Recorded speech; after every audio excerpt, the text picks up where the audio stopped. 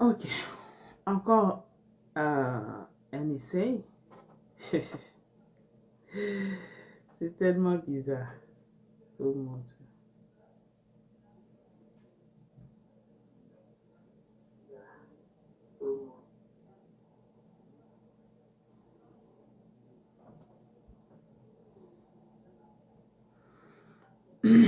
J'espère que cette fois-ci c'est bon.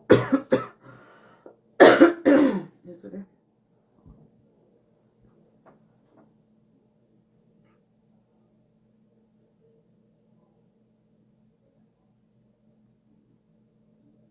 Ah. Ok.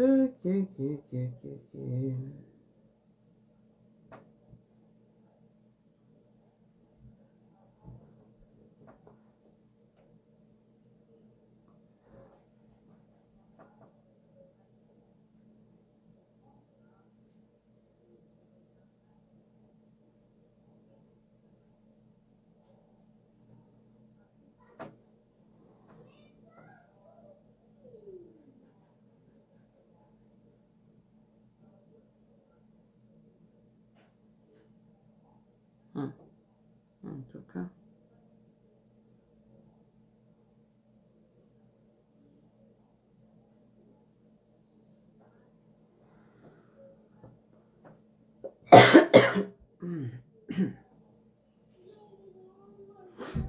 J'espère que la tour ne va pas me déranger vu qu'elle n'est pas encore totalement partie.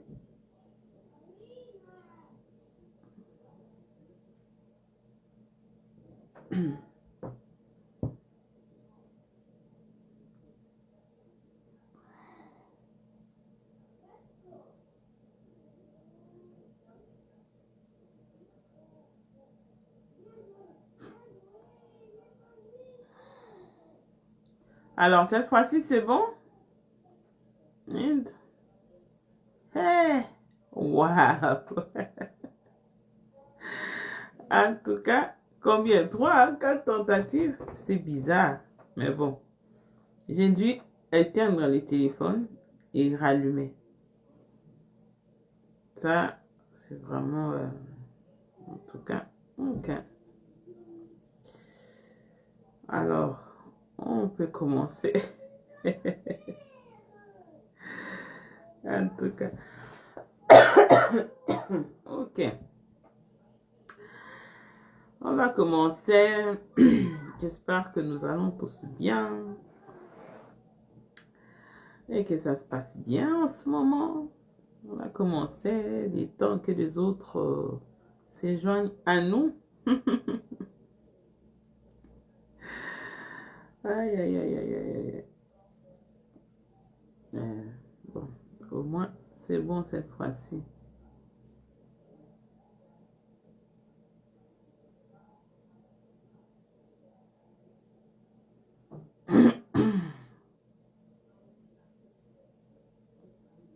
En tout cas. Bon, il est temps juste de partager les lives. On revient. En tout cas, c'est la première expérience de connaître ça. Franchement, ok, on apprend.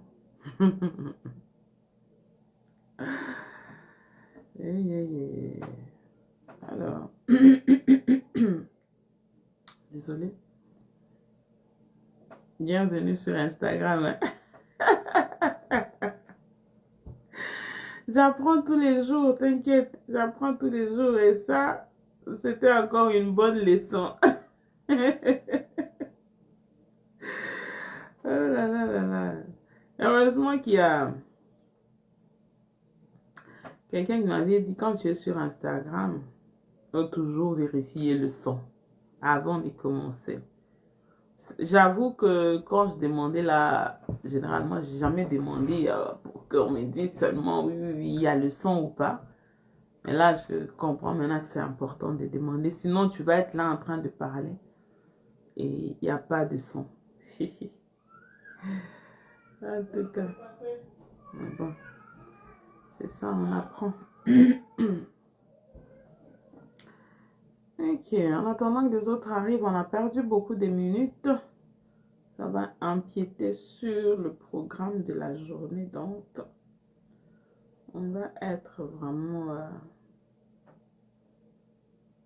très, très court.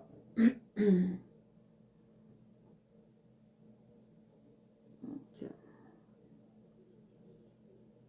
Attends.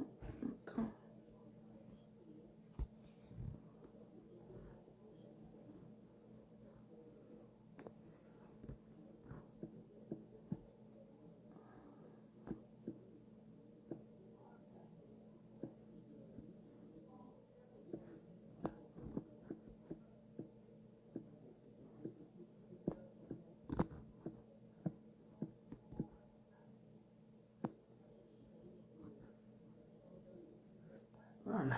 Je voulais juste mettre... Je n'ai pas pu écrire le... Ok, on va juste commencer. On a perdu beaucoup. 30 minutes, c'est beaucoup. Ça ne va pas du tout aider mon programme de la journée. Donc, on va y aller.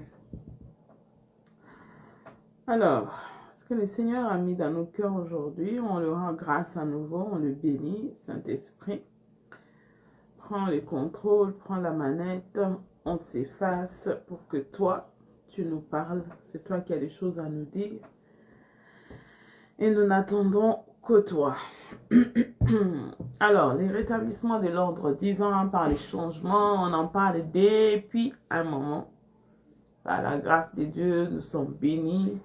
Par la grâce de Dieu, nous sommes étirés. Et le Seigneur continue à nous faire du bien. Je voudrais aujourd'hui qu'on parle de quelques secrets de Jacob qui ont permis à Jacob d'équiter de Jacob à Israël. Parce que quand quelqu'un fait quelque chose et que ça réussit, quand on réussit dans un domaine quelconque, ça veut dire qu'il y a toujours des leçons que les autres peuvent tirer. Il y a toujours de secrets, il y a toujours des petites choses par-ci, par-là que les autres n'ont pas ou que les autres ne connaissent pas, qui sont aussi utiles d'être partagées. Et aujourd'hui, on parle de Jacob, comme j'étais en train de dire. Jacob, pour la petite histoire, il sort d'une famille, voilà, c'est un petit-fils direct d'Abraham. Son père, c'est Isaac. Et vous comprenez que c'est un enfant qui sort d'une famille qui a de promesses de Dieu, qui a tout pour réussir. Parce que, voilà, il sort d'une bonne lignée. Et quant à sa venue au monde, ce n'était pas une venue comme toutes les autres venues, non. C'était une venue où Dieu a annoncé qu'il va y avoir un Jacob dans cette famille.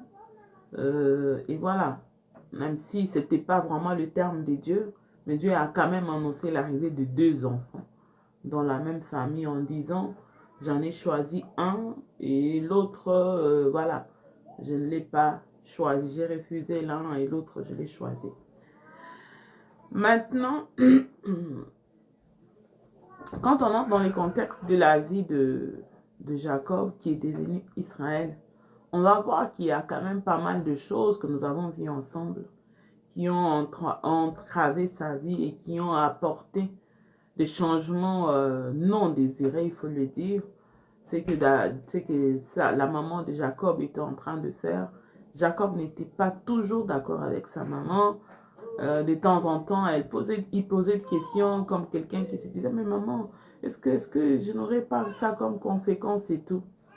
Mais, on va dire que l'enfant devant sa maman, il est encore, on va dire, mineur ou il est encore dans ses débuts. Il s'est dit, c'est maman qui sait la meilleure des choses pour moi et qui me connaît mieux, quoi. Et il s'est laissé. On va dire aussi que c'est la maman de Jacob qui a fabriqué ou qui a donné les contenus, en tout cas, au nom de Jacob en les rendant quasiment usurpateurs. Et au fur et à mesure que Jacob avance, on va voir que l'usurpation l'a condamné à une certaine vie. Est-ce que c'était ça la vie que Dieu voulait pour Jacob? Pas du tout. Parce qu'on verra plus tard que Dieu va les récupérer. Il va aller chez son oncle Laban, il va vivre tout ce qu'il a vécu chez son oncle Laban jusqu'à ce que il va se retrouver à avoir 2 femmes. Ce qu'il n'avait pas voulu, ce qu'il n'avait pas imaginé non plus, mais par la force de choses, comme c'était quelqu'un qui tout le temps, comment on dit, on imposait les choses, il s'est laissé encore, on l'a imposé une femme qu'il ne voulait pas. Je suis Jacob, je refuse et je réclame seulement seul que moi j'avais voulu. Oui, je peux payer je sais pas si je vais appeler ça impôt ou quoi, mais après, je ne serai pas obligée de la garder comme épouse. Donc, c'est important que l'on puisse vraiment considérer cela. Attendez, s'il vous plaît.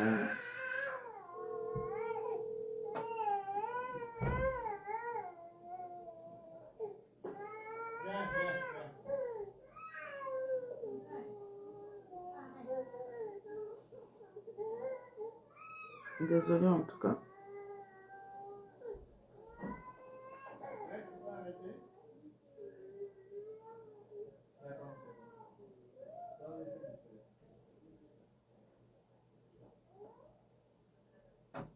Okay. Donc, Ephraim, bienvenue. Alors, j'étais en train de parler de Jacob. On va voir que toute la vie de Jacob, il ne subissait, il ne vivait pas, il ne choisissait pas ce qu'il voulait vivre. C'est comme ça qu'il s'est retrouvé avec 2 femmes. Jacob n'avait pas fait le choix d'avoir 2 femmes dans sa vie, mais cela lui a été imposé. Combien de personnes ne vivons pas ce que nous choisissons, mais ce que nous subissons. Et c'est de ça que nous parlons depuis les débuts. Alors aujourd'hui, je nous ai amené quelques, je vais appeler ça comme ça, quelques secrets qui ont permis à Jacob de quitter de Jacob et de devenir Israël, comme nous l'avons tous appris en lisant la Bible.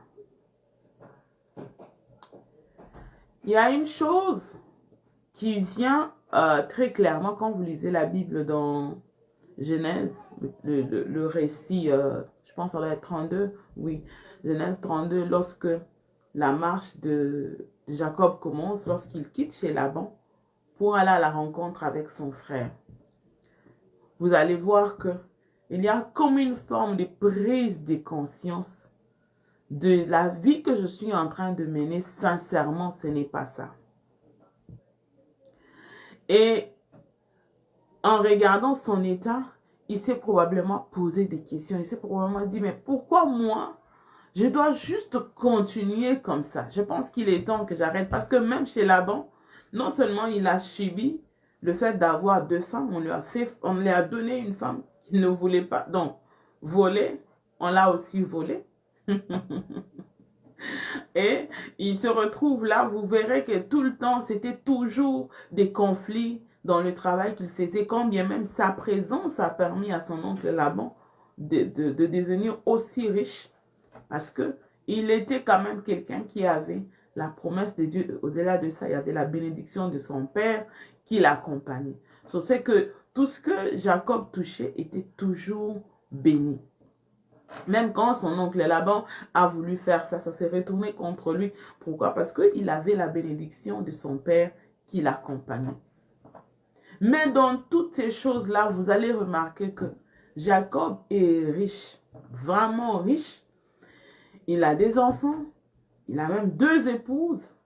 Quoi de plus normal que quelqu'un, qu'on puisse dire que la personne est heureuse, il a réussi sa vie. Mais malgré cela, vous allez vous rendre compte qu'il y a quelque chose qui lui manque. Il y a quelque chose qui lui manque. Allô, Gloria, bienvenue. Il y a quelque chose qui lui manque. C'est comme ça qu'il y a cette prise de conscience chez Jacob. Non, c'est comme, je réalise que ça ne va pas.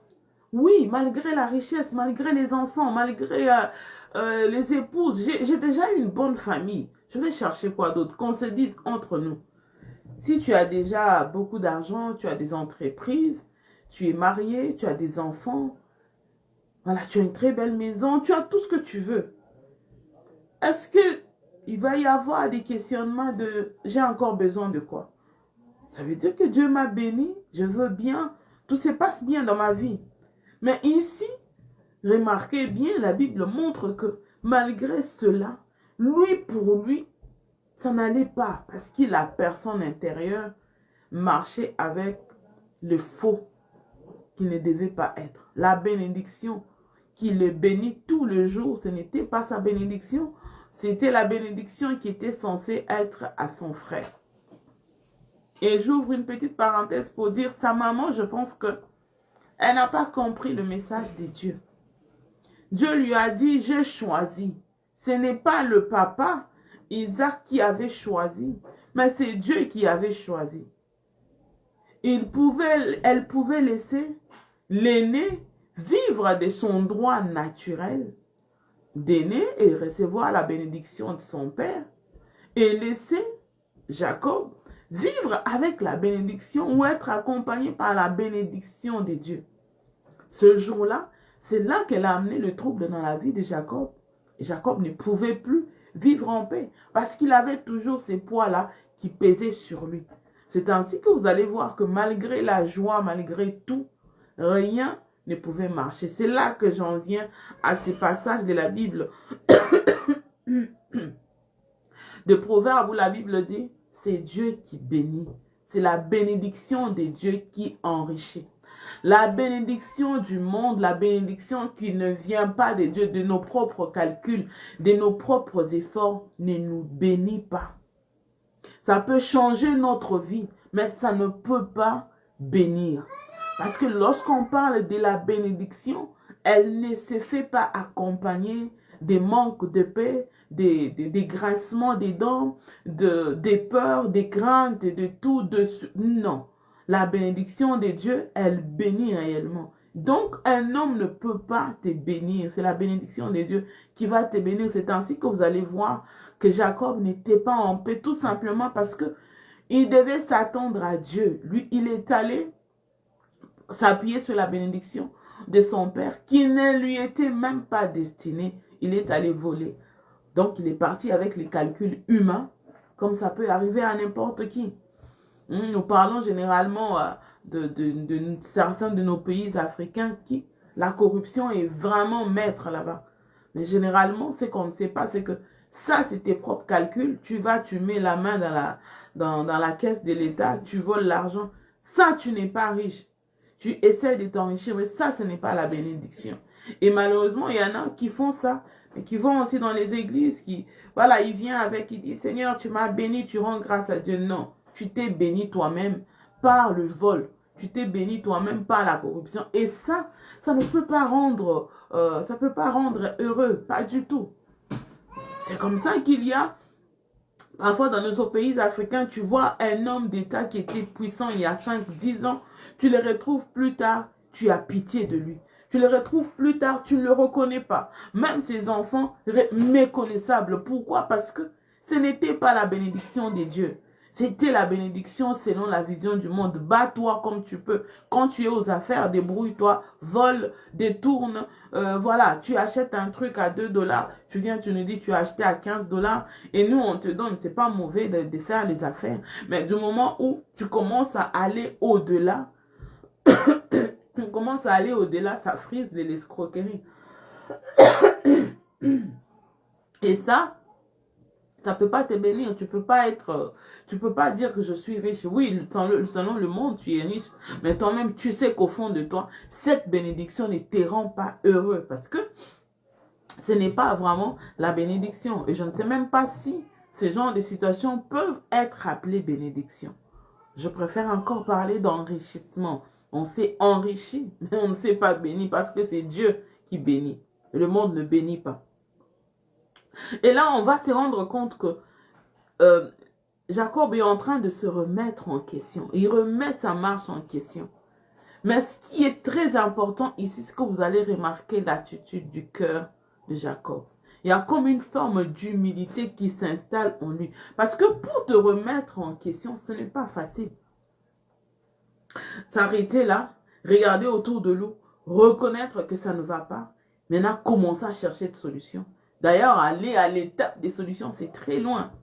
Se remettre en question, c'est d'abord reconnaître que là où je suis là, ce n'est pas ici où je devrais être. Ça, c'est sûr.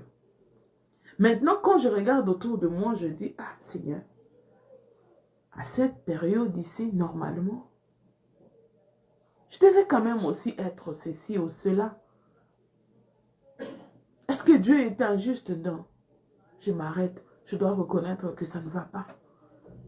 Maintenant, quand ça ne va pas, je fais quoi? C'est là que Jacob commence à chercher des pistes et des solutions.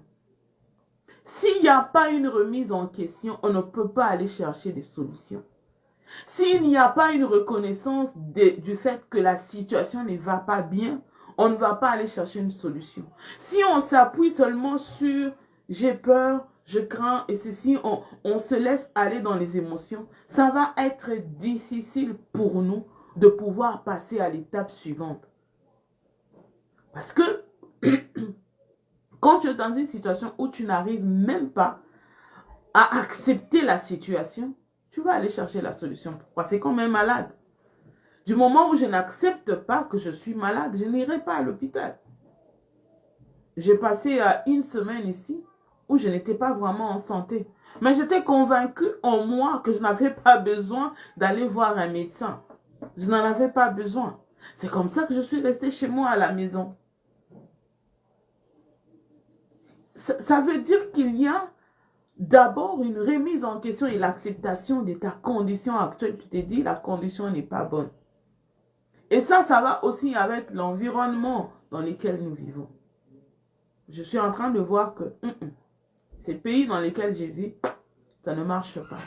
Je pense que si je reste ici, les lois qui sont votées et tout, ça ne va pas dans le sens de ce que je suis en train d'espérer. Je pense peut-être que j'ai besoin de changer de pays. Je pense peut-être que j'ai besoin de changer de ville. Tu es dans une ville où elle est essentiellement une ville d'agriculture. Mais toi, tout ce que tu as fait comme étude, c'est peut-être, c'est peut-être la musique, admettons. Et là, tu regardes qu'il n'y a pas, autour de toi, il n'y a pas d'académie de musique, il n'y a pas vraiment un instrument ou une institution qui permet à ce que la musique avance. Si tu n'es pas capable d'être cet instrument ou de commencer une institution, il faut faire un déplacement. Et ça, il faut une remise en question de se dire, là où je suis, avec ce à quoi j'aspire, je ne pense pas que ça marchera. Il faut un déplacement. Et c'est ce que Jacob a fait. Il s'est dit non, je ne vais pas continuer à rester dans cet état. Je vais faire quand même, je dois quand même bouger. Alors il a trouvé que s'il n'a pas de paix, s'il n'arrive pas à retrouver la paix dans son âme, ça veut dire que je dois d'abord aller trouver la paix avec mon frère. Lui, quand il quitte chez son oncle Laban en route, c'est vers son frère pour aller se réconcilier et trouver la paix. Mais il ne savait pas non plus que parmi ces pistes et des solutions-là, Dieu était dedans. Donc vous pouvez voir les cœurs de Jacob, comment il est en train de souffrir. Regardez sur la route. Quand il vient sur la route, au lieu d'attendre qu'il rencontre son frère, Jacob envoie d'abord les émissaires. Allez-y à la rencontre, allez-y chez mon frère. Et on vient lui dire, non mais écoute, ton frère aussi est en route, il vient à ta rencontre. Il est saisi de peur. il vient aussi me rencontrer. On lui dit, il est aussi accompagné autant de guerriers. Je ne me souviens plus du nombre, 400 probablement. Et là, il s'imagine, il s'est dit, wow, là, je pense que il vient en finir avec moi. C'est normal. Je l'avais fait ceci. Il commence à voir comment est-ce qu'il a patrouillé les choses. Il a volé. Il dit là, ça veut dire que, voilà, les gars va venir faire sa vengeance après plus d'une décennie, plusieurs décennies de mensonges et de séparations et tout.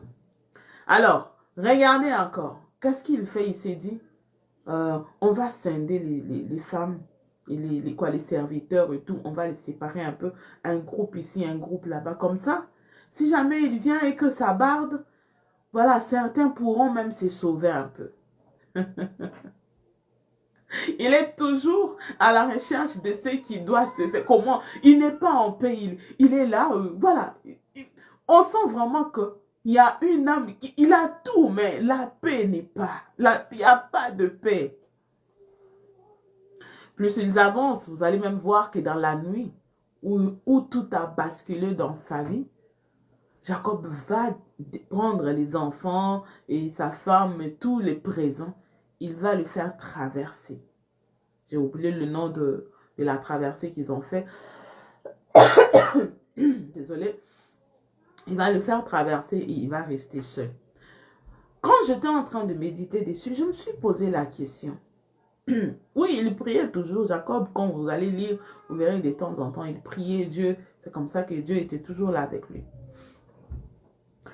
Est-ce qu'il savait qu'en faisant ça, cette nuit-là, sa vie allait basculer? Est-ce qu'il savait que en éloignant tout le monde et en restant seul, il allait rencontrer Dieu? Est-ce qu'il était conscient? Je ne sais pas. Pourquoi je suis en train de me poser cette question-là? C'est parce que parfois, on est là, tu sens le besoin de, je dois me retirer dans la prière. Et puis tu t'es dit, bon, c'est juste moi, c'est juste mes pensées. Même si je vais faire ça. Et puis tu commences à postponer ça. Tu commences à ramener ça à demain ou à reporter ça tout le temps. Tu commences à reporter tout le temps. Non, bon, la semaine prochaine. Mais ce que tu ne sais pas, c'est que tu es en train de retarder. Imaginez-vous que cette nuit-là, que Jacob n'ait pas suivi les cris de son cœur de fais traverser les présents, les enfants et tes épouses, que tu restes seul. S'il n'avait pas suivi ça, est-ce que cette nuit-là, il allait devenir Israël? Non. Il allait manquer quelque chose. Il allait manquer cette rencontre-là. La Bible ne montre nulle part que Dieu lui a dit, retire-toi, amène les enfants. Non. Je parlais avec quelqu'un hier, une personne que j'aime beaucoup. Elle va se reconnaître.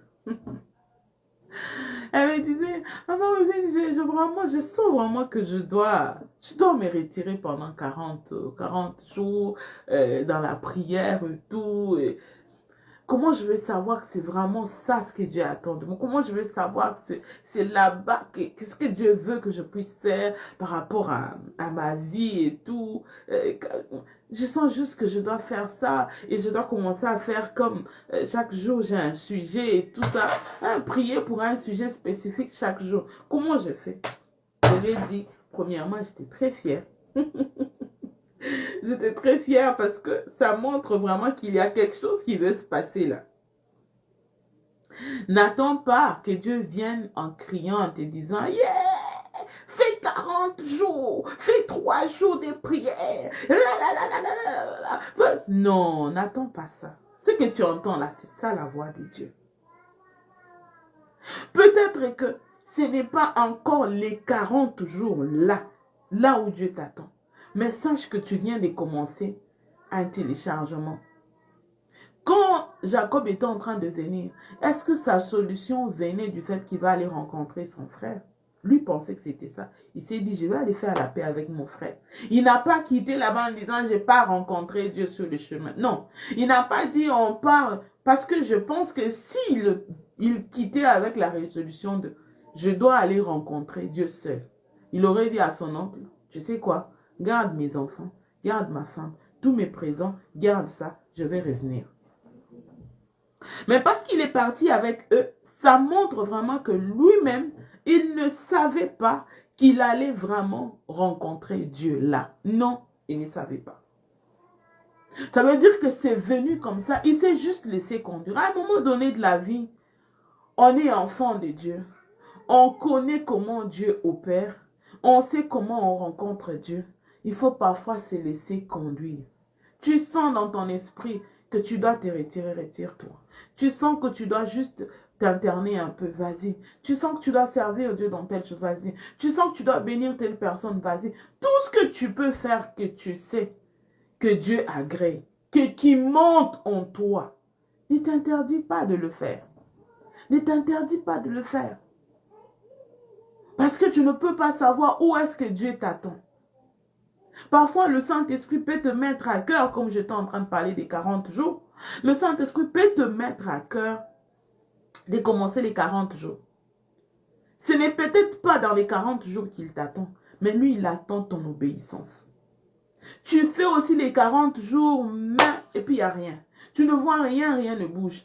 Et puis après les 40 jours, tu sens dans ton cœur 21 jours. Maintenant, tu te dis, j'ai fait 40 jours, il n'y a rien eu. Maintenant, je vais encore aller avec 21 jours. Vas-y, continue encore, fais les 21 jours. Après ça, tu sens 7 jours, fais 7 jours. Après ça, tu sens bénis telle personne, vas-y. Après ça, tu sens aujourd'hui, va prier chez tel pasteur. Ah, pourquoi je dois aller prier? Je sens seulement une conviction. Ce jour-là, j'étais en train de suivre le pasteur Marcelo. Je sens dans mon esprit seulement que j'aille prêcher du pasteur, j'aille prier chez le pasteur Marcelo le dimanche prochain. Bon, c'est pas grave. J'étais un serviteur de Dieu, c'est une église. Je serais comme si j'étais dans mon église. Je m'en vais. Et puis, voilà, je suis partie. Moi, j'ai déjà été visité dans une nouvelle église. Personne ne m'a invité là. Je connaissais l'église. Je connaissais bien l'église. Je ne connaissais pas les pasteurs. Je ne savais rien de là. Mais j'ai juste appris qu'ils étaient en train de faire, voilà. Et puis, pouf, je suis partie. Et Dieu m'a visité là. Bon, je ne vais pas donner ma visitation ici. Hein. Je vais vous donner ça prochainement.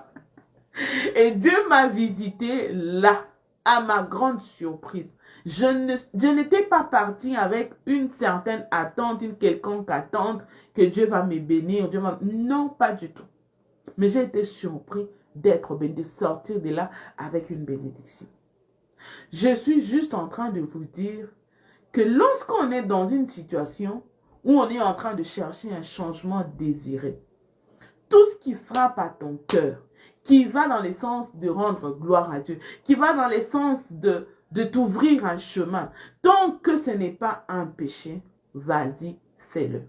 Tant que c'est biblique, je voulais dire, pour être précis, tant que c'est vraiment biblique, vas-y, fais-le. Ne t'empêche pas de le faire en disant, juste comme ça, je ne pense pas que c'est Dieu qui m'a parlé. Non, c'est peut-être les téléchargements de ton changement, de ce que tu attends, de ce que tu as toujours désiré. On commence toujours quelque part. Même quand vous regardez, on parle de Jacob, quand vous regardez Jacob quand il quittait, il n'avait pas de l'assurance. Il partait comme, je vais même dire, comme un agneau qui va à la bataille, parce qu'il ne savait pas ce que son frère avait prévu pour lui. Il ne savait pas ce qui allait se passer. Écoute, tu as volé la bénédiction de quelqu'un, tu es parti avec, et puis tu demandes des années plus tard à rencontrer cette personne, alors que tu sais que la personne a juré de te faire du mal quand elle te verra. Maintenant, tu décides, tu dis, je vais aller à la rencontre de cette personne. C'est-à-dire qu'il y a une vraie volonté de trouver la solution, trouver la paix. Je nous dis, la bénédiction qui vient de Dieu est la seule qui bénit. Tu peux être là derrière, tu dis, ah, j'ai trouvé une bonne femme d'une bonne famille, j'ai trouvé un bel homme d'une bonne famille, et Dieu m'a béni. Tu entres là, tu te rends compte que tu vis l'enfer, que même quelqu'un qui vit la pauvreté ne peut pas accepter de vivre. Tu commences à te souvenir de, ah, j'ai suivi Ricardo. Alors que peut-être les petits là, Patrick là, que j'ai refusé, regarde comment il est heureux avec sa femme. Ah, j'ai abandonné ma fiancée pour rien, Seigneur. Peut-être que je pouvais être heureux. Mais regarde-moi aujourd'hui. Je commence à te dire, au lieu de ça, j'aurais aimé vivre toute ma vie célibataire. Pourquoi? Parce que on se dit, l'essentiel, c'est atteindre le but. Me marier, avoir de l'argent, avoir la maison, avoir ça. C'est ça l'essentiel. La façon dont ou le chemin par lequel je passe pour atteindre ça, c'est pas grave. C'est ça en fait la manière de penser du monde. Mais quand on y arrive, on se rend compte après que c'est rien. La maman de Jacob n'était plus, hein. Il était seul à dealer avec le manque de paix. On a déploré ici, j'en parlais hier, un médecin qui a beaucoup... Ici au Canada, les médecins sont très très bien payés. Pour ceux qui le savent, ils avoisinent les 1 million de dollars l'année. C'est-à-dire que le médecin touche entre 400 et 700 000, parfois même 800 000 l'année. Ça veut dire qu'ils n'ont pas besoin d'envier même la politique. Parce qu'ils sont, quand je dis ça, c'est dans le contexte de chez nous. Même ici, ils n'ont pas besoin d'envier même le patron des entreprises et tout. Pas du tout. Parce qu'ils sont très, très bien rémunérés. Et il n'y a pas longtemps, il y a eu un médecin qui s'est tué ici. Un médecin full qui vit quasiment dans une très belle maison. Quand tu regardes toi-même, tu te dis, ouh, Dieu l'a vraiment béni. Marié, avec des enfants, épanoui. Et même avant de se suicider, son épouse dit, les quelques minutes d'avant d'aller poser cet acte-là, il était là, heureux avec eux. Il riait, il jouait même avec les enfants. Ça veut dire qu'on ne pouvait pas s'attendre à quelque chose comme ça. Et jusqu'aujourd'hui, personne ne sait pourquoi le médecin s'est tué. Personne ne sait. Il n'y a pas de raison. On a enquêté dans les milieux professionnels, dans son milieu de travail, le plus proche, dans son cabinet, je pense qu'on est même allé dans son ordinateur. On a vérifié un peu, faire les traces dans son téléphone et tout. On n'a rien trouvé. Mais qu'est-ce qui peut pousser un homme à mettre fin à ses jours après avoir atteint ces grands couronnements de la vie? Parce que quand on est riche, je ne parle pas de la vie, quand on est béni, on est heureux. La bénédiction rend heureux. Mais comment un homme aussi riche n'est pas heureux? Quelqu'un qui a autant de biens, pourquoi il n'est pas heureux?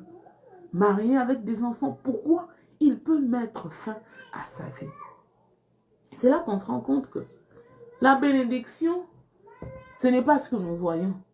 La bénédiction, c'est plus que ça. Et vous avez la preuve dans la Bible avec Jacob. Il pouvait même aller se chercher, construire à lui un village ou quoi, parce qu'il avait beaucoup de gens, beaucoup de personnes, beaucoup de biens, des enfants. Il pouvait aller se construire à lui sa propre ville, comme ça se faisait à l'époque. Mais il a dit non, je dois d'abord aller chercher la paix avec mon frère.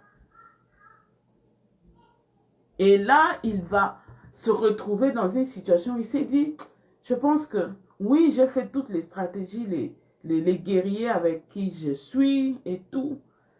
Je pense que je peux peut-être ajouter encore. Il prend le bien, il donne à un groupe de personnes, il dit, allez-y à la rencontre de mon frère. Si vous le rencontrez, dites-lui, ah ça m'a fait rire.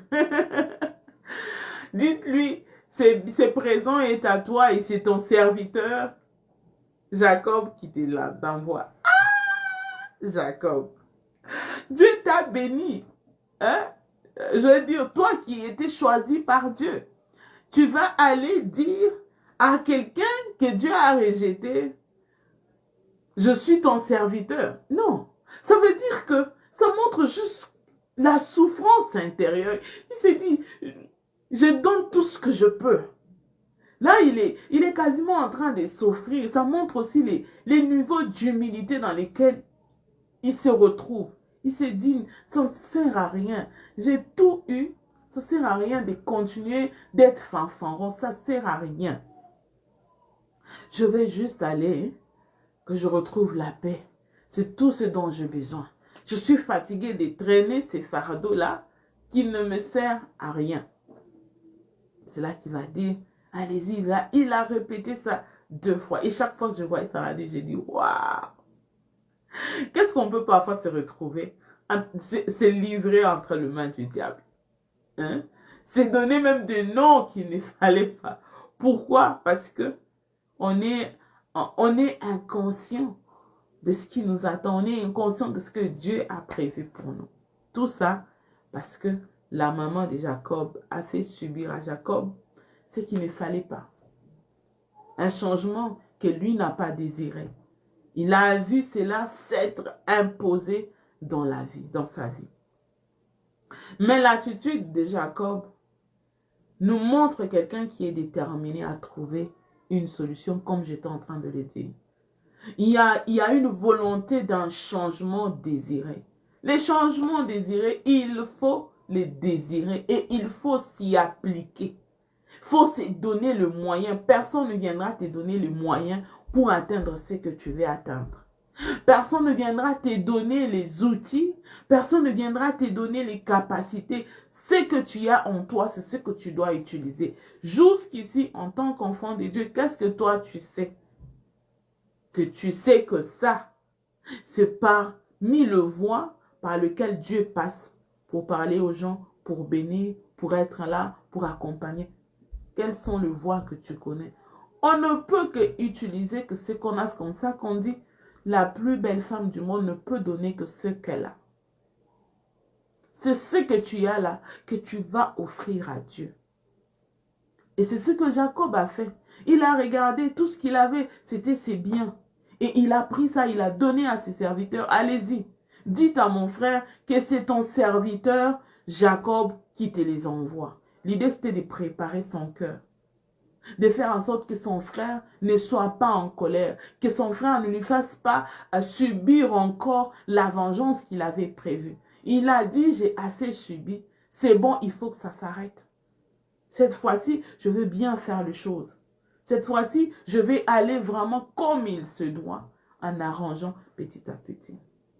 Et il va poser un acte qui, voilà, qui paraît un peu anodin, mais il ne savait pas que dans cet acte-là, c'est dans ça qu'il y avait sa délivrance. C'est ainsi qu'il va, comme je venais de le dire, il va se séparer de sa femme, de ses enfants, il reste seul. Ça nous ramène à ce que je nous ai dit récemment. Sur le chemin de la destinée, on ne peut pas être accompagné, on est toujours seul. Et c'est le moment où on est souvent frustré, rempli de peur, rempli de doutes, rempli de craintes. Tout ça parce qu'on est seul. Quand on est seul, la solitude n'est pas toujours ce que nous voulons tous. Non, on n'aime pas toujours la solitude. Mais sachez que pour ce qui t'attend demain, il faut savoir pratiquer la solitude. Sache te retirer, être seul avec Dieu. Moi, je le dis toujours, je sers dans une église où je suis vraiment heureuse de servir là-bas. Je sers avec tout mon cœur, malgré les multiples occupations. J'aime servir dans mon église et je trouve que c'est plus qu'important que Dieu me localise quelque part. Mais il y a des moments où je sais me retirer seul. Parce que c'est toujours important. Il y a des moments où quand on se met à servir, on n'a plus du temps seul avec Dieu. C'est important de savoir créer ses propres moments seuls avec Dieu. Je ne sais pas pour les autres serviteurs, moi, quand je prends plus de temps et que je sens que oui, je sers, je me retrouve parfois à me sentir vide quand je n'ai pas assez été avec Dieu. Si mes contacts avec Dieu deviennent très calculés, du genre 10 minutes parce que j'ai quelque chose à faire, je commence à me sentir comme vide. J'ai besoin d'aller télécharger mes batteries. J'ai besoin d'aller charger mes batteries. C'est important même pour la vie de tous les jours. Si tu ne pratiques pas la solitude, c'est difficile pour toi d'atteindre ce que tu attends. Et la détermination de Jacob est héroïque et louable. Parce que quand il se retrouve là seul, il ne savait pas que Dieu allait venir. Non, il ne savait pas. Mais il a été prompt. Il a été... il ne s'est pas laissé faire. Il s'est dit, cette personne qui vient me rencontrer alors que moi, je suis en train de chercher la solution, je ne te laisse pas. Et il va dire quelque chose qui va corroborer à tout ce que je suis en train de dire. Quand il lui dit, laisse-moi partir, Jacob lui dit, je ne te laisserai pas partir jusqu'à ce que tu m'aies béni. Hé Jacob, de quoi tu parles? Tu as été béni par ton père. Tu as beaucoup de richesses. Tu as beaucoup de biens. D'où vient, je ne te laisserai pas jusqu'à ce que tu m'aies béni. De quelle bénédiction Jacob parle? Parce que le Jacob qui parle de la bénédiction, qui cherche la bénédiction de la part de Dieu, je vous rappelle qu'il est déjà marié, qu'il a des enfants, qu'il a de biens, qu'il est même prêt à donner à son frère. Mais de quoi Jacob parle? Il parle de quoi? De quelle bénédiction il est en train de parler? Est-ce qu'il s'est trompé? Est-ce qu'il a oublié qui il est? Non. C'est la bénédiction de Dieu qui enrichit. C'est Dieu qui enrichit. Si Dieu ne t'a pas béni, les richesses que tu es en train d'amasser seul ne te serviront à rien. Si Dieu ne t'a pas béni, tout ce que tu fais là, ça ne va pas te rendre heureux. Je connais des femmes ici qui... Parfois, je me demande, je suis en train juste de penser. Je me demande parfois, c'est quoi cette loi-là qui dit que quand l'homme et la femme divorcent ici, dans ce pays, où je veux dire de l'Amérique du Nord, on doit vider tout le bien de l'homme et donner ça à la femme? C'est quoi cette loi? Qu'est-ce qui justifie ça? J'ai jamais compris. Peut-être que je dois faire un peu de recherche là-dessus, mais je n'ai jamais compris. Comment ça se fait que les gens ont divorcé? Je comprendrais encore qu'on puisse séparer les choses, qu'on puisse, voilà, chacun prend sa partie, l'autre prend sa... Comment ça se fait qu'on doit toujours décider à ce que l'homme reste vide? Je vois ça. Les gens se divorcent et puis il est là, il te dit, ben, tu oses, on va divorcer et puis je vais prendre tout le bien. Tu vas aller dans la rue. Je vais garder cette maison. Ça, c'est pas une bénédiction, ça. C'est pas une bénédiction. Tu es juste en train de te maudire. Et tu fais du mal aux enfants qui sont déjà nés et aux générations qui arrivent. Malheureusement, ce sont des choses qui arrivent. Tu es là, ouais, un sugar daddy. Il me donne et puis voilà, je suis en train de les soudoyer. Ça bénit pas. Il m'a acheté ma voiture. Il m'a acheté ma maison. Il a fait ça. Ça, ce n'est pas une bénédiction. Tu verras qu'au finish, tu n'auras pas toujours la paix. Tu ne seras pas heureux parce que la bénédiction véritable vient de Dieu. Et c'est celle-là qui ne se fait suivre d'aucun chagrin. La bénédiction de Dieu, elle rend heureux. Te retrouves... parfois, j'ai assisté à une situation, malheureusement. Deux amis très proches. Une fiancée, l'autre n'est pas fiancée. Celle qui n'est pas fiancée va mettre le trouble entre les fiancés et la fiancée. Prend la place de l'autre, elle se marie. Ça veut dire que le gars abandonne sa fiancée pour prendre son ami et il se marie. Maintenant, comme on dit, ce que tu sèmes, c'est ce que tu récoltes. Cette dernière se retrouve à gérer des situations qu'elle n'aurait jamais imaginées. Les gars ont des enfants dehors. Les gars ne la respectent pas. Ils ne travaillent même plus. C'est elle qui travaille, c'est elle qui gère tout. Et c'est comme si l'homme est juste dans la maison, juste, voilà, comme une fleur. Juste comme un faire-valoir, je suis mariée. Et celle qui était destinée à se marier va se marier maintenant. Et ça fait combien? 7 ans après. Imaginez-vous les 7 années-là. Comment elle a vécu ça. Et j'ai béni Dieu parce que son mariage va être l'un des mariages, en tout cas pour lesquels je vais bénir Dieu.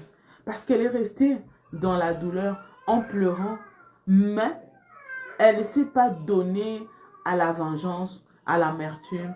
Elle était triste, ça c'est sûr, mais elle ne s'est pas donnée. Elle a dit, si c'est Dieu qui l'a voulu, gloire à Dieu. Je ne vais pas aller dedans. Ça nous montre à quel point nos propres chemins ne peuvent pas nous bénir. Le chemin qui bénit, c'est le chemin qu'on emprunte avec Dieu. On le laisse nous conduire. Quand la Bible parle de Dieu qui nous dit, je t'instruirai, je te conseillerai, je te montrerai, ce ne sont pas des versets dans la bouche comme ça. Non. C'est parce que Dieu sait que c'est important pour l'être humain qu'il soit là dans sa vie, qu'il les guide. Nous, on ne peut pas se guider. C'est la chair humaine qui va prendre les dessus. Et est-ce que nous allons nous en sortir? Non. On va juste être perdus. Et on va voir comment est-ce que, après toutes ces brouhahas et les conséquences que Jacob a eues, on va voir comment il est prêt, malgré que la lutte avec Dieu n'était pas facile. Il n'a pas lâché. Où est-ce que tu en es? Est-ce que tu es du genre, j'ai fait 40 jours de prière, Dieu ne m'a pas répondu et puis je laisse tomber? Est-ce que tu dis, je suis resté à sec toute la journée, demain, 3 jours, 4 jours, et puis il n'y a rien, et puis tu as lâché? Regarde Jacob, il a tenu. Et la Bible dit, on lui a frappé à la hanche. Dieu faisait cela dans l'espoir qu'il laisse. Il n'a pas laissé. Il a même été blessé. Il n'a pas laissé. Il a dit, je ne te lâche pas jusqu'à ce que tu m'aies béni. Et pour le bénir, qu'est-ce que Dieu dit? Comment tu t'appelles? Il va commencer là où il y avait le problème. Le problème était d'abord le nom qu'il portait. C'est comme ça qu'il va lui dire, désormais, tu ne vas plus t'appeler Jacob, on va t'appeler Israël. Mais pour en arriver là, les prix qu'il a payés. Et quand il en sort, il ne marche plus comme il marchait avant. Jacob marche en boitant. J'étais en train de le dire il y a 2 jours, probablement, il avait besoin d'une canne pour bien marcher. Parce que la hanche, c'est la partie centrale qui nous permet de marcher. Ce ne sont pas le pied, non. C'est la partie centrale. Parce que si on me coupe un seul pied, je suis capable de marcher en ajoutant une prothèse et tout. Mais si la hanche est frappée, on ne peut plus marcher. Et c'est impossible pour lui de marcher. Là, il atteint la dimension de « Seigneur, si tu ne viens pas me tenir à la main, je ne pourrai pas marcher. » Quand Dieu veut t'amener à une autre dimension, il te brise d'abord. Avant de faire quoi que ce soit, c'est lui-même qui te tient à la main pour que tu ailles le faire. Et quand c'est lui qui te conduit, c'est lui qui te porte comme une canne, ben c'est moi qui détermine qu'est-ce que tu fais. Parce que quand tu me dis, mais toi tu ne peux pas faire ça, regarde ton état, tu ne peux pas faire ça. Je serai là tout le temps en train de te dire, mais si tu es seul, tu n'as pas besoin que quelqu'un t'accompagne.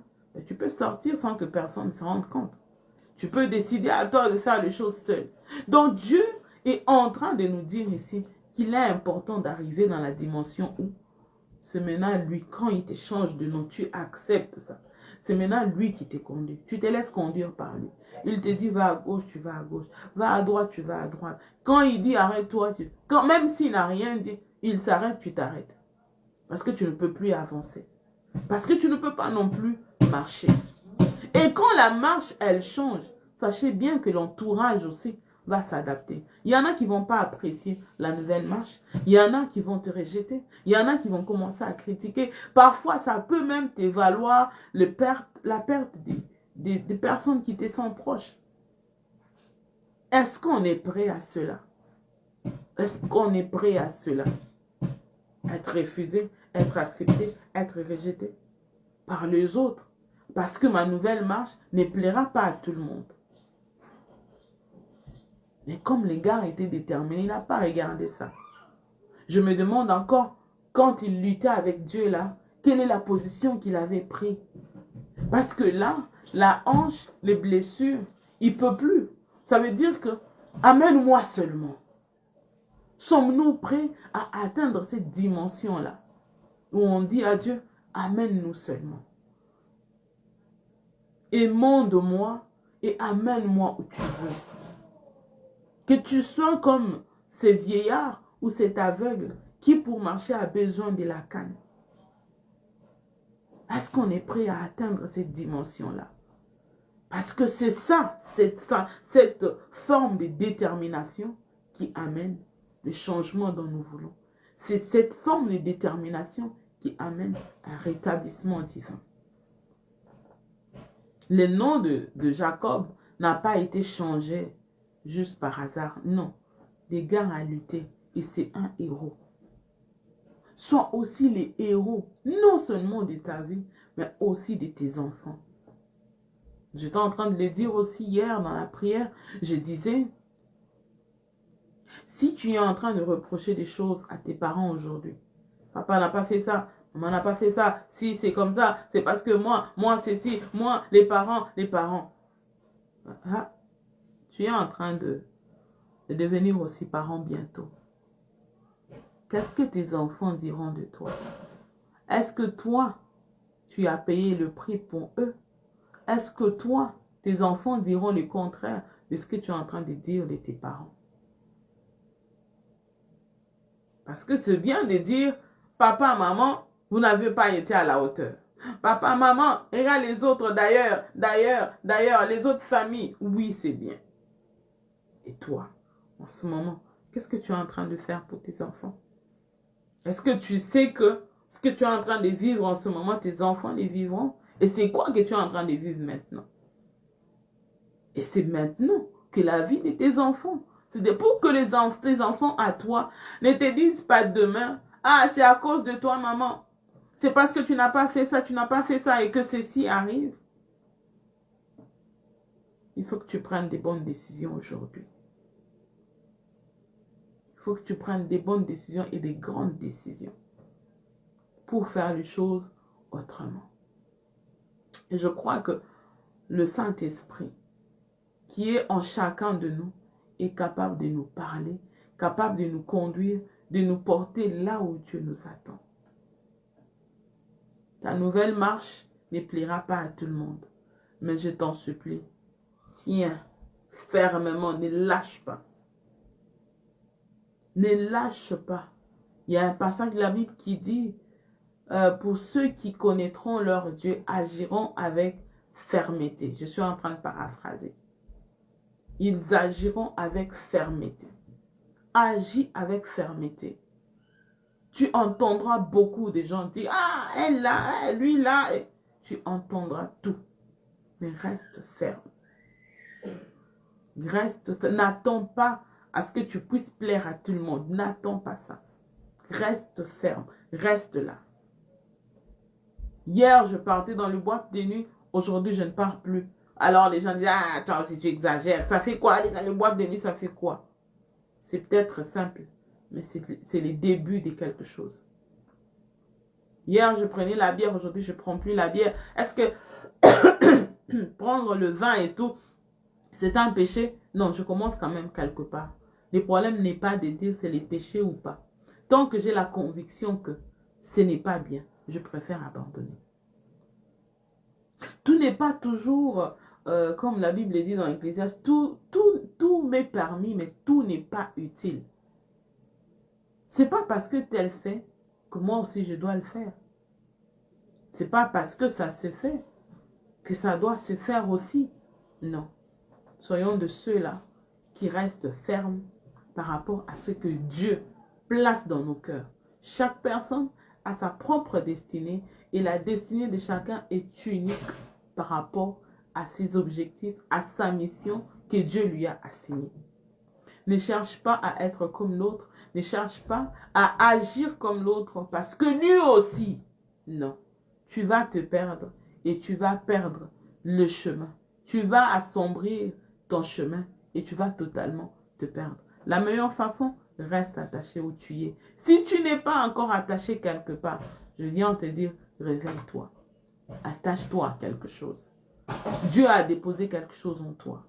Tu ne fais peut-être pas attention, mais tu as quelque chose en toi. Tu as une direction qui parfois, des temps, des moments et des moments, cette direction-là crie en toi. Tu te dis, je ferai, je ferai, je ferai.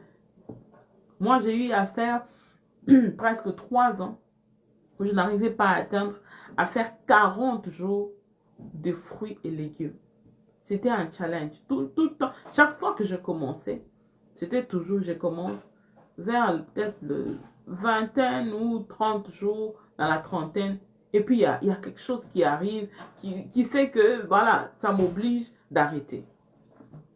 Ou alors, il y a toujours des raisons, il y a toujours des choses et des raisons valables. Jusqu'à ce qu'un jour, j'ai dit, là, quand je commence, même si on me dit que Jésus est venu, on ira avec lui au ciel, j'irai terminer là-bas. Je ne veux pas arrêter. Quelle que soit la raison, je n'arrêterai pas. Vous verrez, quand on a fait nos trois semaines, la semaine où j'étais vraiment convalescent, parfois je me connectais même pour 15 minutes. Parce que je me dis, il ne faut pas toujours se laisser, voilà, être conduit par les mouvements du corps, la chair humaine. Non, non, non, non, non. Je voulais vraiment aller à l'encontre.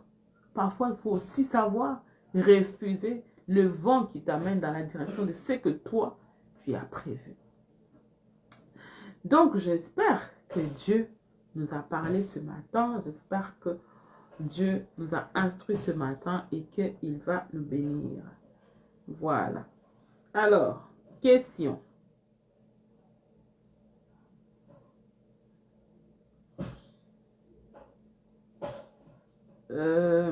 Marlène, Hilde, est-ce que... j'espère que je n'ai pas envoyé le nom des gens. Non, je pense pas. Je pense qu'on va répondre à 3 questions. On va répondre à 3 questions. On va pas répondre à toutes ces questions-là. C'est beaucoup et ça risque de nous prendre beaucoup de temps. Donc, Hilde, tu peux poster une question, s'il te plaît.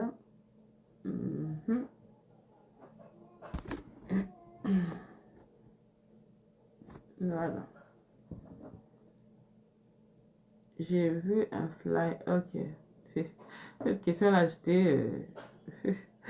J'ai vu un flyer de formation sur la vivre, la profondeur spirituelle. Est-ce que je peux assister? Comme je disais, il y a tellement de fautes. Mais ce que je comprends de la question, c'est pas la question de Id, c'est la question de quelqu'un d'autre. Comme ça qu'il y a beaucoup trop de fautes. Voilà. Ce que je comprends de la question, c'est que la personne est probablement tombée sur un de nos anciens cartons. Je ne sais pas si j'ai appelé ça comme ça. Lui, il l'a appelé flyers. Certainement, il est tombé, bon, comme il dit flyers, restons comme ça. Probablement, il est tombé sur une publication de la formation de l'année passée. Je ne sais pas si vous vous souviendrez. C'était vivre profondément la vie avec Dieu, la vie spirituelle, quelque chose comme ça. Je pense que c'est ça. Mais là, ça c'était la formation de l'année passée. Donc, je ne peux pas te dire que tu vas assister à quoi. C'est pas prévu cette année ici. Peut-être ça reviendra l'année prochaine, je ne sais pas. Mais cette année, on n'a pas prévu de revenir sur cette formation. Donc, il y a quelques vidéos de cette formation en ligne.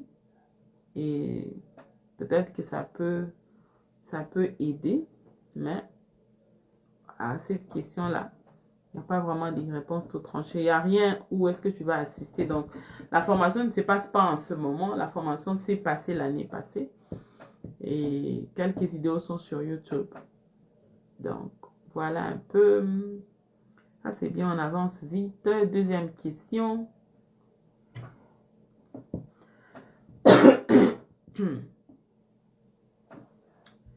Deuxième question.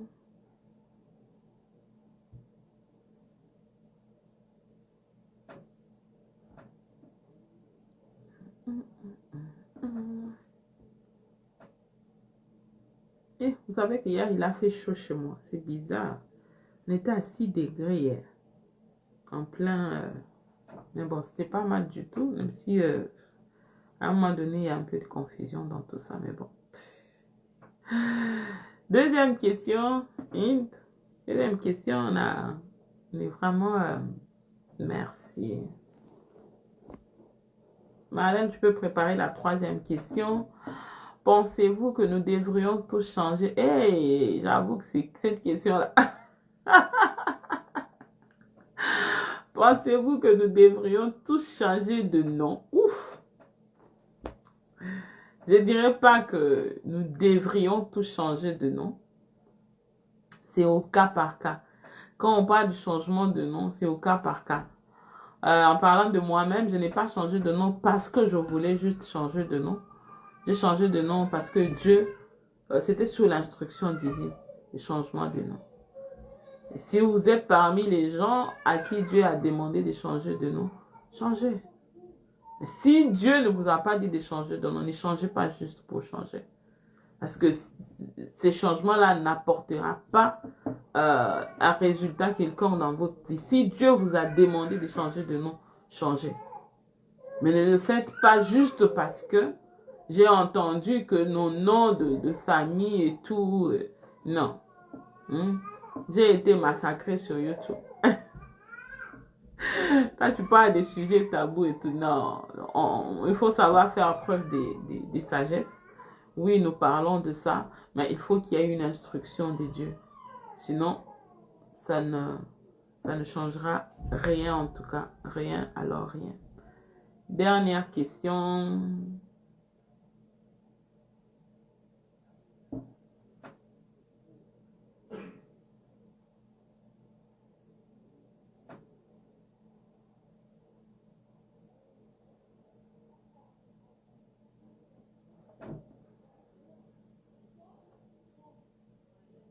Marlène, tu es là. Envoie-moi ta question, s'il te plaît.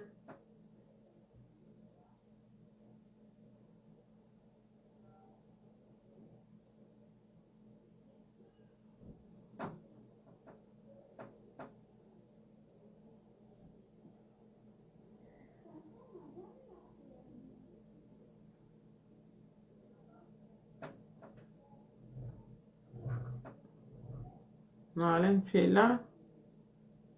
Est-ce que tu sais comment mettre la question?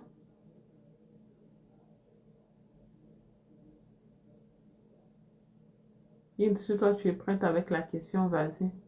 Les questions de Marlène, si ça traîne, on peut revenir sur ça dans d'autres lives.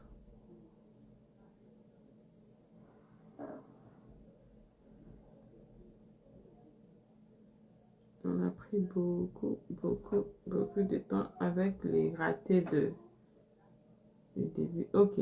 Comment on écoute Dieu? Est-ce que les rêves, ok, sont toujours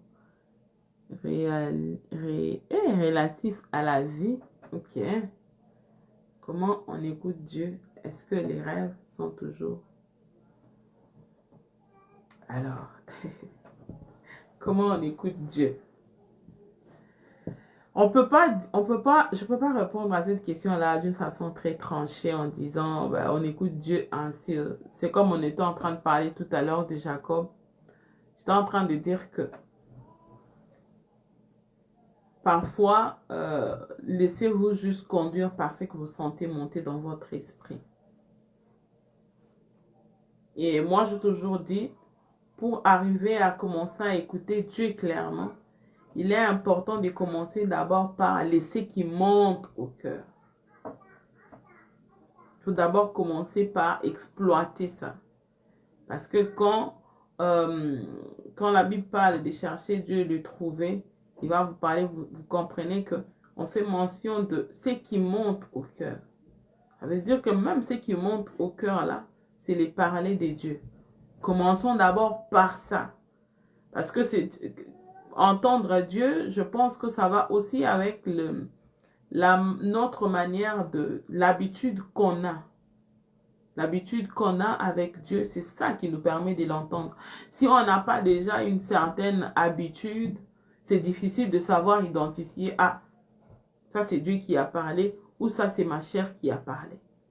Donc, commencez d'abord par juste le comprendre seulement que là, je parlais de la personne avec qui je parlais hier, qui me parlait de ses 40 jours.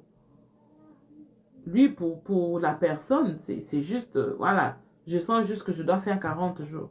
Mais je peux dire à cette personne-là clairement que tu ne sens pas. Dieu t'appelle à faire 40 jours.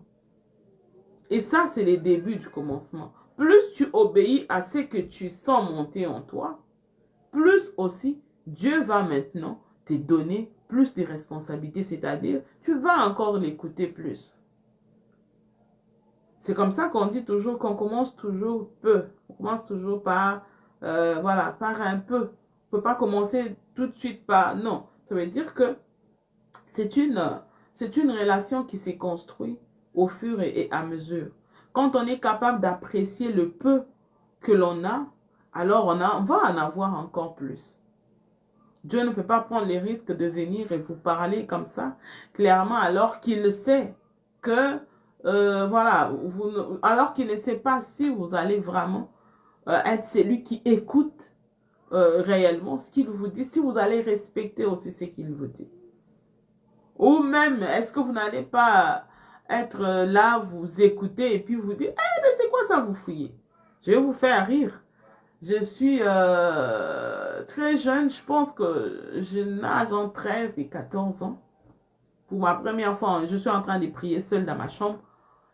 Et là, je vois une image. En tout cas, je vois une image comme un lion, quelque chose comme ça. Vous savez ce que j'ai fait? Je suis sortie de ma chambre en courant. Je suis allée à la chambre de papa et maman. Je n'ai même pas toqué. C'était la nuit. Ma mère s'en souviendra. Alors, c'était pour moi, je n'étais pas prête pour les visions. Pas du tout. Et je vous dis, depuis ce jour-là, ça a pris vraiment des années pour recommencer à avoir des visions. Et Dieu ne peut pas prendre les risques comme ça, d'aller juste commencer à vous parler. Il faut commencer quelque part et avoir la conscience que ça, c'est Dieu qui me parle. Et au fur et à mesure que vous construisez, ça va vous permettre de commencer à comprendre clairement. Parce que Dieu ne parle pas à tout le monde de la même manière. Je peux te dire, Dieu parle comme ça, alors qu'avec vous, ce n'est pas comme ça qu'il parle. Dieu ne parle pas avec tout le monde de la même manière. Chacun a sa façon propre à lui, unique, avec laquelle ou par laquelle il parle avec Dieu. La relation que je peux avoir avec Hilde, Gloria, Marlène, Ephraim, Alice, Clorane, Ruth, Aimé, Ouki, je peux en citer ici, voilà, Sabrina et les autres. Chaque personne a une relation unique avec moi. Oui, chaque personne a une relation unique. Et dans cette relation-là, il y a des choses qui vont avec. Il y a des choses que Hilde peut faire ou Gloria peut faire, mais que peut-être Sabrina ne peut pas faire. Ou peut-être qu'il y a certaines choses que Sabrina peut faire que Hilde ne peut pas faire dans notre relation. Pourquoi? La manière dont nous avons construit la relation détermine aussi comment on se parle et comment on apprend à s'écouter.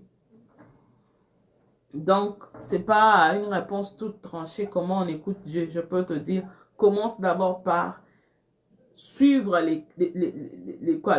la parole qui monte en toi. Ce que tu sens en toi là, commence d'abord par ça. Et respecte ça et suis ça. Tu verras que la chose va progressivement grandir. Voilà ce que je peux dire. Alors, comment éduquer les enfants alors qu'on n'a pas un mari païen? Ok, alors qu'on a un mari païen. Ouh. Bon. C'est une question quand même pas facile à répondre directement. J'ai lu cette question. À cette personne-là, j'ai envoyé juste des passages bibliques. Mais ce n'est pas une question toute tranchée. La réponse est vraiment complexe.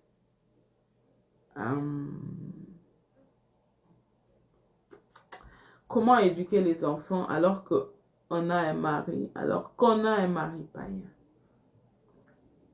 C'est difficile, ça c'est sûr. C'est difficile parce que lui, il va avoir ses valeurs, il va avoir ses manières, sa façon de faire et de voir les choses qui va être différent. Mais moi, je dirais plutôt, la meilleure façon d'éduquer les enfants dans un contexte comme celui-ci, c'est d'abord de mettre, je veux dire, de mettre l'emphase sur la soumission et l'honneur que les enfants doivent à leur papa. Dites aux enfants, ne faites pas ressentir à votre mari qu'il est païen. Parce que plus vous faites ça, les enfants vont aussi commencer à faire sentir à leur papa qu'il est païen. Et là, vous commencez à détruire les enfants. La meilleure façon de faire, c'est de dire aux enfants que papa ne peut pas, pour l'instant, je parle, par exemple, je fais allusion à, par exemple, le moment de prière à la maison. Si vous avez l'habitude de prier à la maison et que papa ne peut pas se joindre parce que lui, il ne croit pas, trouvez un moyen, dites aux enfants, oui, il ne peut pas se joindre pour l'instant, il va commencer à se joindre à nous prochainement, mais en attendant, nous, on prie d'abord. Ça va permettre aux enfants de garder toujours une bonne perception de leur papa. Parce qu'on peut dire... on peut se dire, ah oui, voilà, lui, il est comme ça, je ne veux pas que mes enfants soient en contact avec lui, il risque voilà, peut-être d'infecter les enfants ou quoi. Non.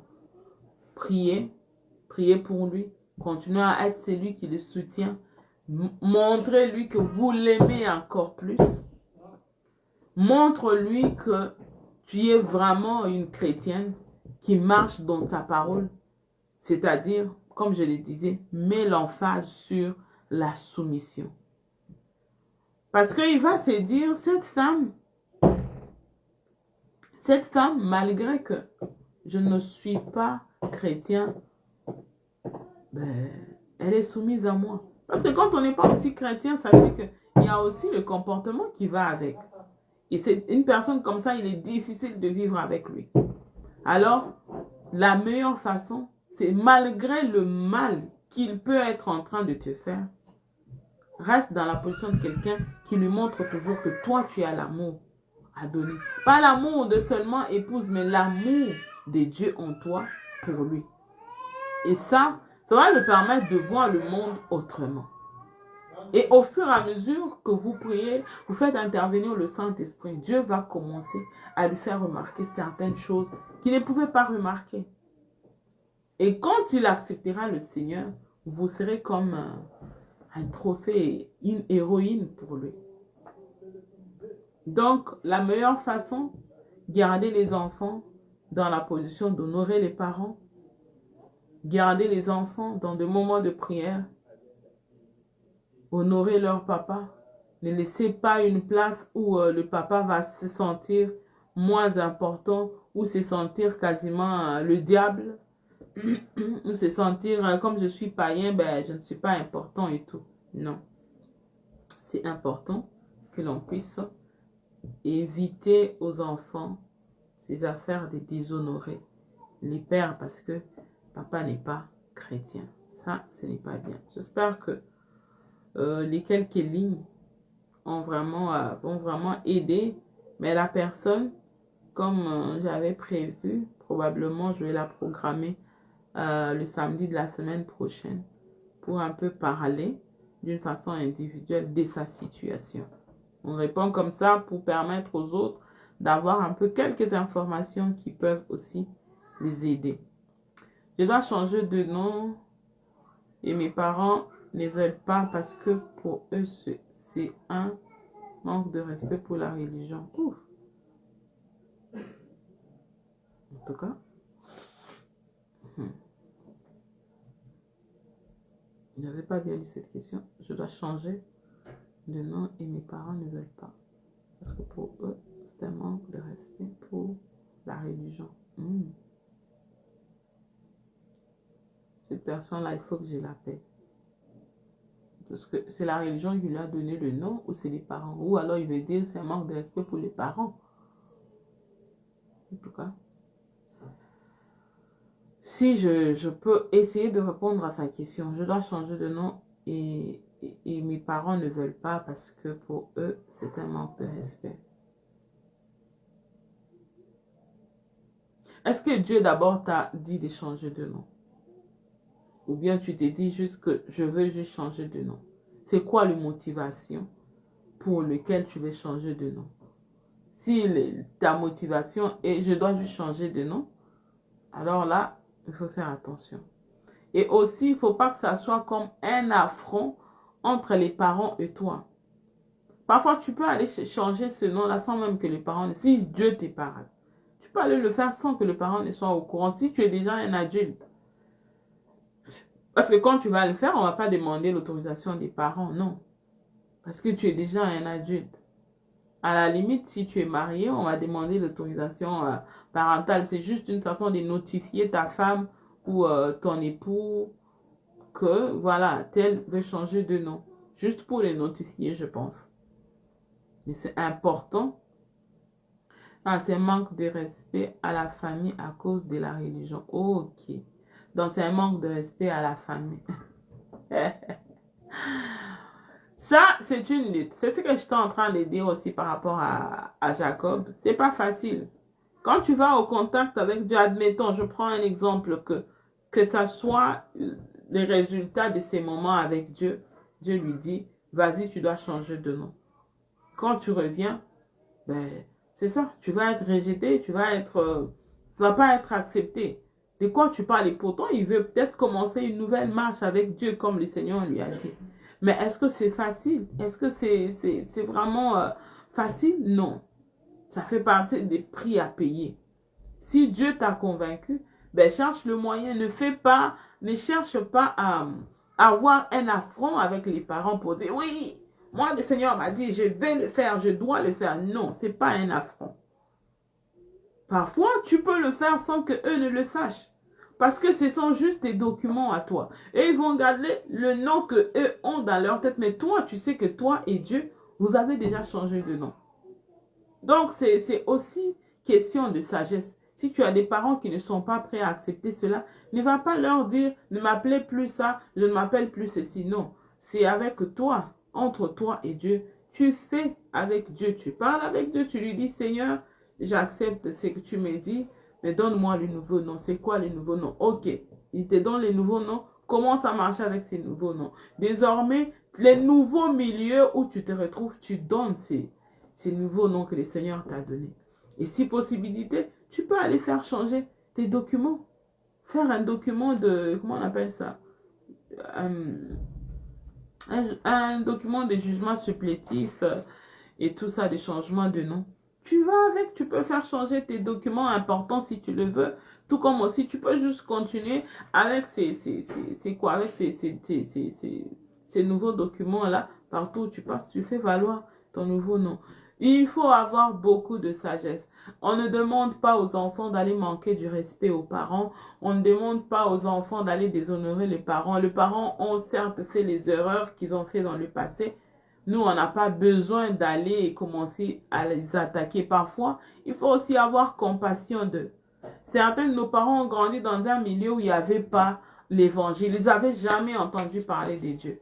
Qu'est-ce qu'ils pouvaient aussi faire? Ils n'avaient pas la connaissance que nous avons aujourd'hui. Donc, on ne peut pas toujours dire, ah, les parents, comment il a fait ça? Non. Parfois, il faut avoir la compassion et la miséricorde avec nos parents. Essayer de le comprendre, essayer de le porter plutôt en prière, demander pardon pour eux pour certaines choses qu'ils ont fait et continuer à les honorer et les respecter comme il se doit. Donc, utilisez plus de sagesse pour arriver à changer de nom si le Seigneur vous convainc de le faire. Donc, voilà un peu ce que je peux dire pour aujourd'hui. Les restes des questions, on va le faire prochainement. Et prochainement, par la grâce de Dieu, on sera avec un pasteur qui nous vient des États-Unis. Voilà. Que les Seigneurs nous bénissent. Est-ce qu'il y avait d'autres questions? Non, à part les questions des Ephraim. Oh, qu'est-ce que je raconte? Et Marlène, est-ce qu'il y avait d'autres questions? Dans tous les cas, s'il y a des questions, vous savez comment m'avoir. Écrivez-moi, je serai toujours là pour répondre. Et voilà, dans 5 minutes, il est midi. Que les seigneurs vous bénissent. On se retrouve comme d'habitude dans le moment de prière. J'espère que Marlène, tu avais déjà posté le moment de prière qui seront désormais mercredi et jeudi. Voilà, allez, à plus. Et qui a envoyé ces cœurs-là. Merci pour les cœurs. Ça fait du bien. Ok, bye bye.